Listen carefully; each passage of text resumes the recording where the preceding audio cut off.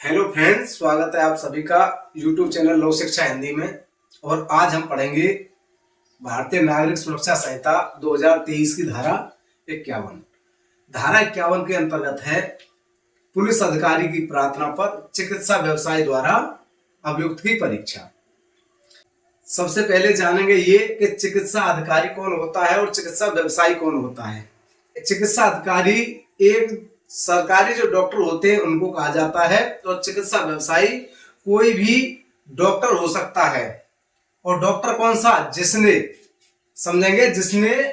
राष्ट्रीय चिकित्सा आयोग अधिनियम 2019 के अधीन कोई चिकित्सीय अर्हता से मतलब है कि उसने MBBS कर रखा हो और क्या कर रखा हो, जिसका नाम इस अधिनियम के अधीन चिकित्सा रजिस्टर या राज्य चिकित्सा रजिस्टर में दर्ज हो, तो ऐसे डॉक्टर को चिकित्सा व्यवसायी माना जाएगा। अब बात यह आई कि अभियुक्त क्या मेडिकल कराने से पुलिस को क्या बेनिफिट होता है या अभियोजन पक्ष को क्या फायदा होता है। अब मैं एक उदाहरण देकर आपको समझाता हूं। कहीं पे किसी के द्वारा एक व्यक्ति की गड़ासे से गर्दन काट दी गई है, तो गड़ासे से जब गर्दन काटेगा वो व्यक्ति, अभियुक्त जो होगा उसके भी कहीं ना कहीं ब्लड लगा होगा शरीर पे, या गर्दन काटने से पहले उस व्यक्ति ने अपना बचने का प्रयास किया होगा। हो सकता है कि उसके छीना झपटी में उसके भी कोई चोट आई हो, गर्दन काटने वाले के, अभियुक्त के भी कोई चोट आई हो। तो ऐसे साक्ष्य ये मिलते हैं, ये बात सिद्ध करते हैं कि हाँ, इस व्यक्ति द्वारा घटना कारित की गई है, इसलिए इस अभियुक्त के मेडिकल की आवश्यकता होती है। अब मेडिकल एग्जामिनेशन में क्या क्या हो सकता है भाई? ब्लड सैंपल भी लिया जा सकता है, ब्लड की जांच भी की जा सकती है। इसके अलावा जैसे बलात्संग से संबंधित कोई मामला है तो उसमें सीमन वगैरह हो सकता है। तो ये सारी चीजें क्या हैं कि जो चिकित्सा व्यवसायी आवश्यक समझे कि वैज्ञानिक दृष्टिकोण से ये साक्ष्य अभियोजन के लिए महत्वपूर्ण है, उसको चिकित्सा व्यवसायी ले सकता है। ये बेनिफिट होता है अभियोजन को अभियुक्त की परीक्षा कराने से। क्योंकि अगर अभियुक्त जब ट्रायल पे जाएगा तो अभियुक्त तो ये कहेगा सबसे पहले कि मैं तो था ही नहीं घटना में शामिल, मेरे द्वारा घटना कारित ही नहीं की गई है। लेकिन वो वैज्ञानिक तथ्य वो बताएंगे कि नहीं, आपके शरीर पे पाया गया ब्लड मृतक का था, जो शरीर पे ब्लड के छींटे जो भी पड़े तो वो ब्लड मृतक का था, इसका मतलब आप घटना स्थल पर थे। या ऐसा हो सकता है कि मृतक के नाखूनों में उस व्यक्ति की खाल वगैरह आ गई हो जब उसने बचने का प्रयास किया हो, ऐसा भी हो सकता है। तो अन्य ये सारी कंडीशन हो सकती है, साक्ष्य के लिए अभियुक्त का मेडिकल कराया जाता है। तो वही मेडिकल इस धारा के अंतर्गत है अभियुक्त का, जिससे साक्ष्य लेना हो अभियोजन को। अभियोजन से मतलब कौन होगा? इन्वेस्टिगेशन एजेंसी कौन है? पुलिस। तो पुलिस को उस व्यक्ति से साक्ष्य लेना है कि वो कल डिनाई न कर पाए कि मैं घटना स्थल पर नहीं था और घटना मेरे द्वारा कारित नहीं की गई है।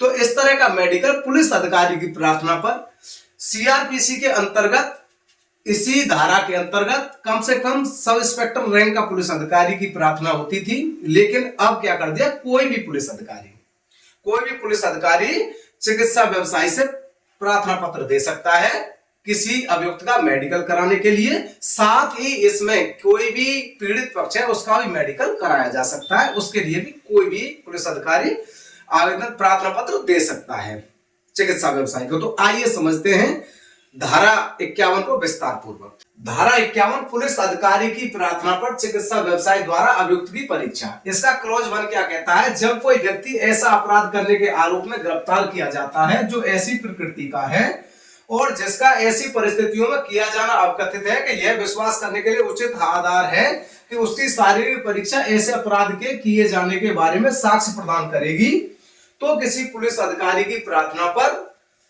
कार्य करने में रजिस्ट्रीकृत चिकित्सा व्यवसायी, कौन सा?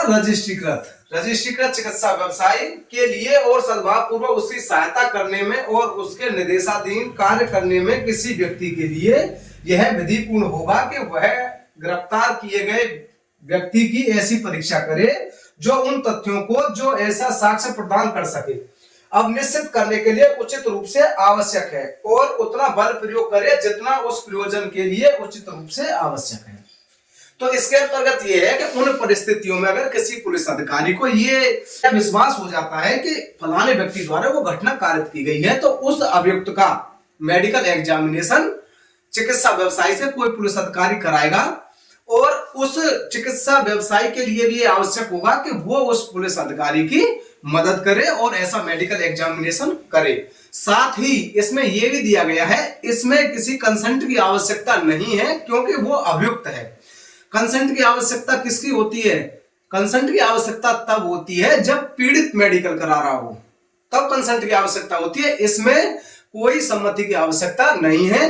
अगर अभियुक्त मेडिकल अपना नहीं कराता है तो जोर जबरदस्ती के साथ आवश्यक बल का प्रयोग करके भी उसका मेडिकल किया जाएगा।